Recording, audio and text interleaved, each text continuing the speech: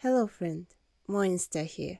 This is the first video in series about Kerberos, and today we'll cover the theory behind it, then talk about enumeration, and finally discuss such attacks as Kerberoasting and ice wrap roasting. So stay tuned, and time for the intro.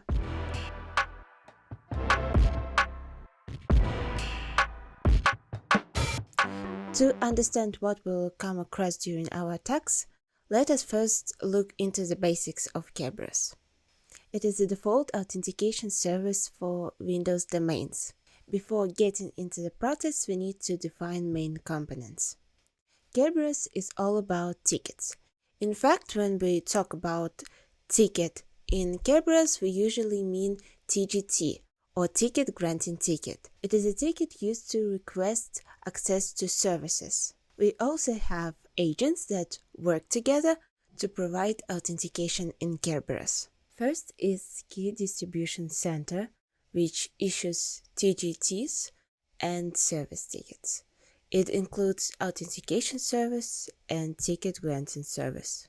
Authentication Service, or AS, issues TGTs. Ticket Granting Service, or TGS, takes that TGT and issues service ticket. Next, we have Application Server, which offers some service and can be identified by Service Principal Name, or SPN. And finally, we have the user. And now let's finally talk about authentication algorithm. So the user wants to access some service. Firstly, they send TGT request to KDC. If everything is alright, then authentication service sends them encrypted TGT.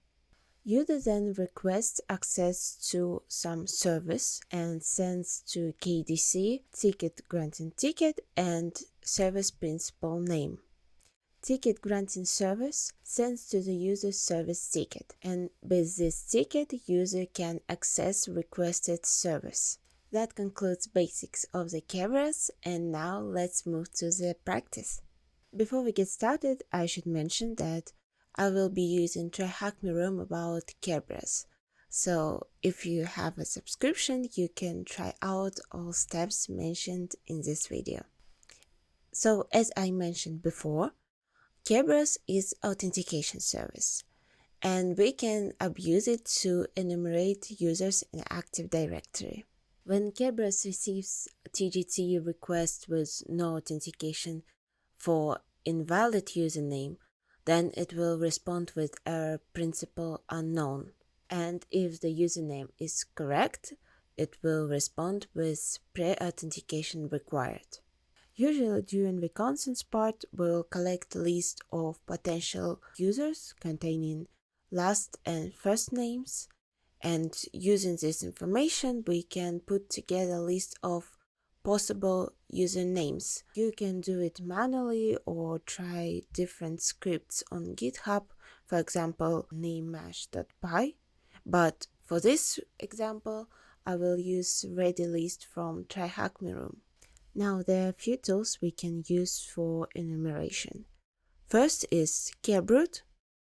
You can find it on GitHub. I have already mine on my local machine. So the syntax will look like this. Kerbrute. Then we need to indicate that we need to enumerate users with a user enum option. Then we need to specify the main controller. In our case, it will be hostname controller.local. Next, we need to specify domain, which will be the same controller.local in our case. And finally, a user list, which called user.txt. And after some time, we have list of valid usernames. For the second tool, we can try Nmap, exactly Nmap NCE script. So the syntax will look like this. Nmap, then default port for Kerberos 88, then script name Kerb enum users, and finally we need to specify arguments for the script.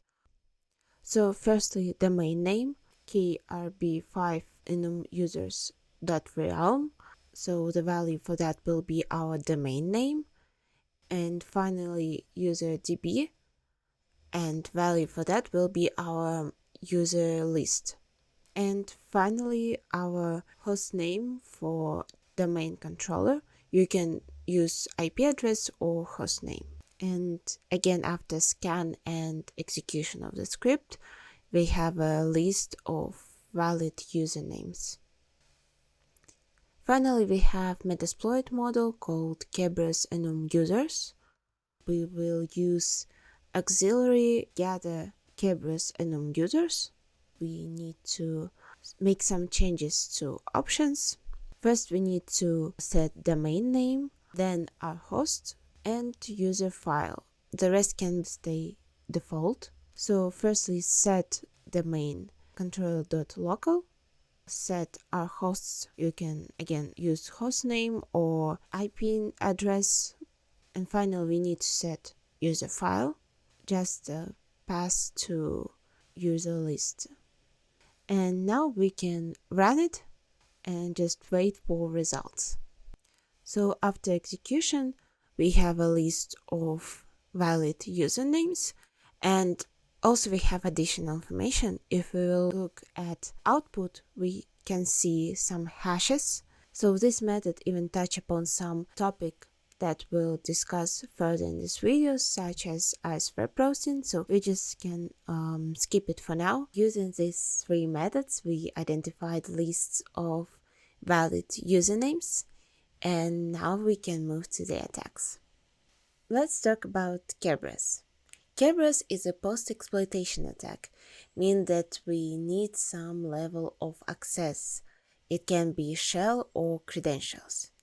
I should mention that to execute this attack, you will need any domain user level of access. So during this attack, we abuse protocol to request service ticket from ticket granting service, which is encrypted with user or service NTLM hash. We can crack it offline to avoid account lockouts, which can happen during brute force attacks. But this attack will only work on accounts with service principal name attribute set, so usually only service accounts. We can use Bloodhound to identify these accounts.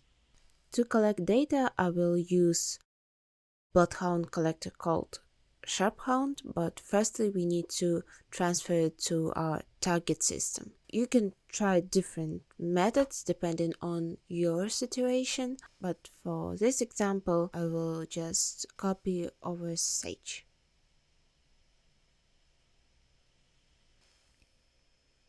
So here in downloads folder we have our executable. I will use collection method all just to collect all data, and after some time we have zip file with our data.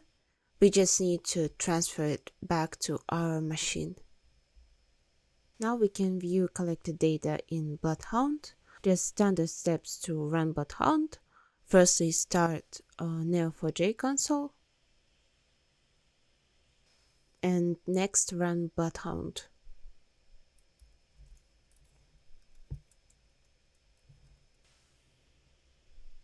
I will upload collected zip file,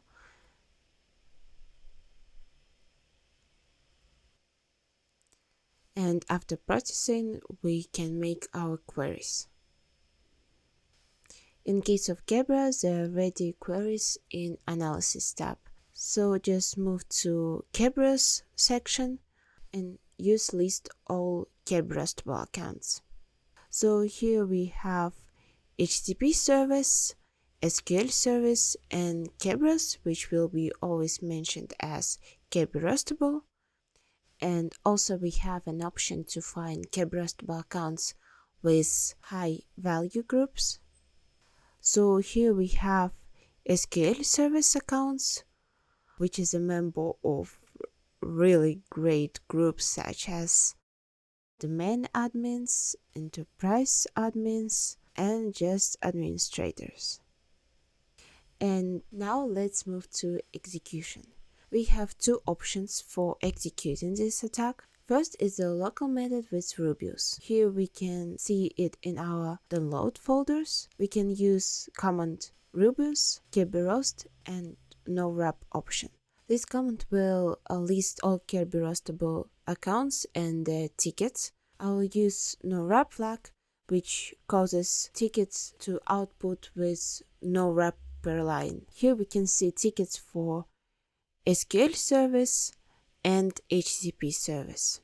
And we can use flag symbol just to output tickets without any additional information, which will just make process of copy easier. So let's just save these tickets to file on our local machine.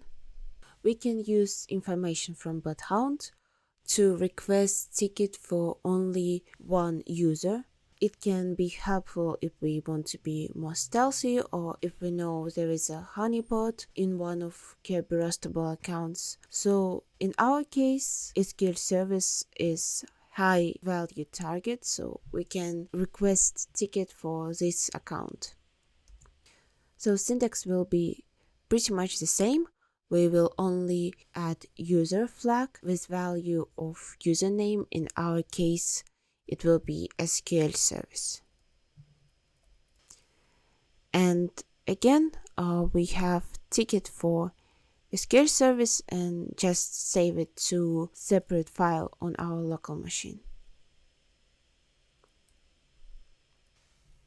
After retrieving tickets, we can use Hashcat and word list to crack them.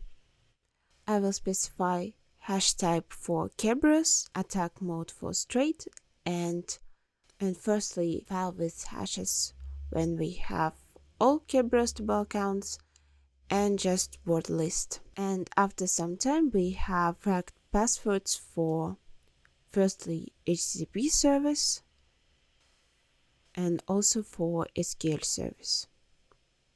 And also, just to prove the point, I will crack ticket when we requested specifically for SQL service.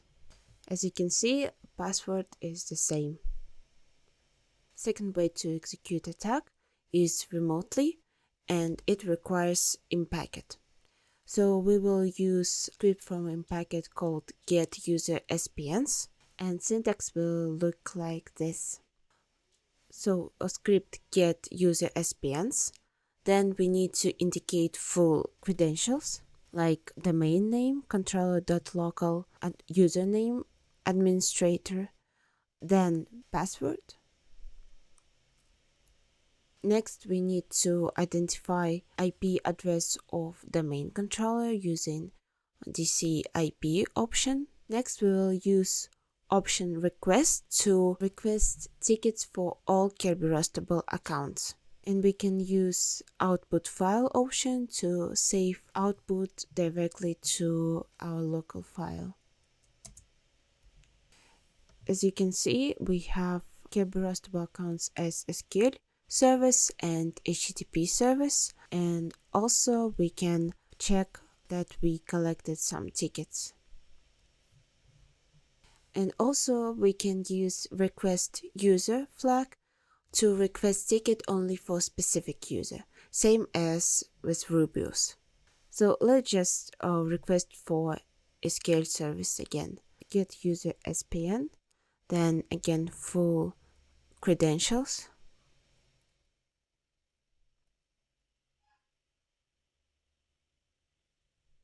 Then IP address of domain controller.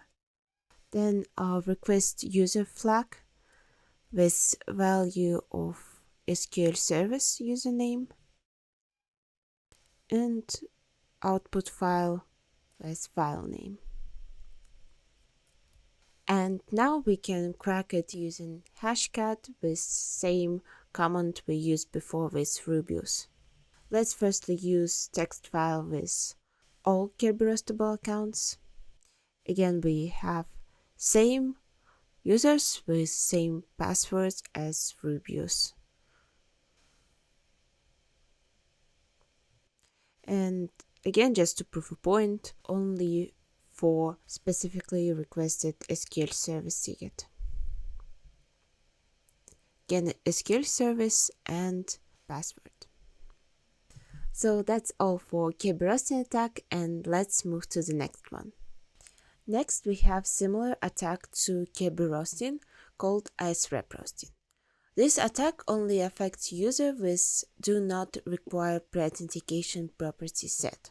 It is disabled by default, but for those accounts who have this property set, we can request authentication data from KDC, and it will respond to us with encrypted ticket granting ticket. We can use this ticket later for cracking and retrieving password of this user. To identify these users, we can use Bloodhound. Again, look at Analysis tab, then Kerberos section, and choose Find Roastable accounts.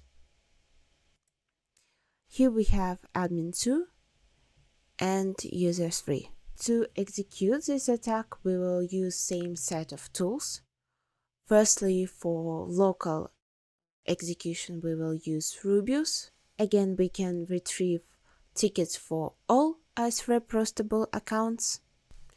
Just use Rubeus, roast, and again, no wrap flag. Here we have admin2 and user3. Again, just copy tickets to file to our local machine. And also we can request tickets only for specific user. Again, just use same command with additional flag user and username. Copy ticket. Again, we can crack these tickets using Hashcat, and we'll use similar syntax for Kerberoasting. Only for this case, we will use different value for hash type. Here in results, we can see users3 with their password and admin2 again with password. Also, we can crack ticket when we requested only for admin2. Here we can see same password. For remote attack, we'll use different script from Impacket called getNP_users. Again, we'll use full set of credentials with domain name, username, and password. Then domain controller IP. And finally, request option to request tickets for all Roastable accounts. Just again copy it to separate file. And if we return to prior section about enumeration, we can see that during Metasploit model, we also retrieved hashes using Roasting. To request ticket for specific user, we can use the same script but with two different approaches. First one is to use our target user as our credentials. As we do not know password, we can skip it in command and then during password prompt. Then we will need to again specify the main controller IP and request option. Here we can again just hit enter without entering password, and we have TGT ticket for admin2. Just save it to separate file, and also we can create users file with list of specific Roastable accounts and use same script with credentials and flag users file.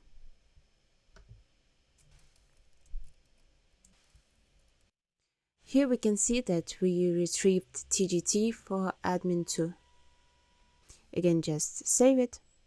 And we can crack these tickets with same command for Hashcat. Again, we will firstly crack for all Roastable accounts, and then for method when we used our target user as our credentials, and then when we used users file.